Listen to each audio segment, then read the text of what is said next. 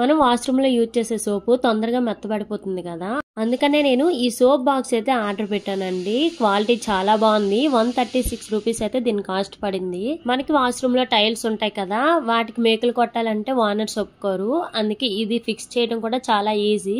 ఈ విధంగా wall hooks 2 అయితే ఇస్తారండి. బ్యాక్ సైడ్ కవర్ తీసేసి మనకి నచ్చిన ప్లేస్ లో పేస్ట్ చేస్తే సరిపోతుంది. నేను ఇక్కడ ఒక తప్పు చేసా, వాల్ కి అయితే ముందే పెట్టేయొద్దు. ముందు ఆ బాక్స్ కి అవి పెట్టుకొని తర్వాత స్టిక్కర్ తీసేసి మనకి నచ్చిన ప్లేస్ లో పెట్టుకుంటే సరిపోతుంది.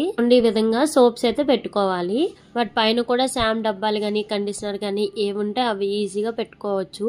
అలాగే వాచెస్ గానీ చైన్స్ గానీ మనం మర్చిపోతూ ఉంటాం కదా, అవి ఇక్కడ పెట్టుకోవచ్చు. చూడండి, వాటర్ వేసినా సరే బ్యాలెన్స్ వాటర్ ఏమైనా ఉన్నా సరే మనకి కిందకి వచ్చేస్తుందండి. ఆ వాటర్ అయినా కింద పడిపోతుంది. మనం కావాలంటే ఈ విధంగా వాటర్ తీసేయొచ్చు.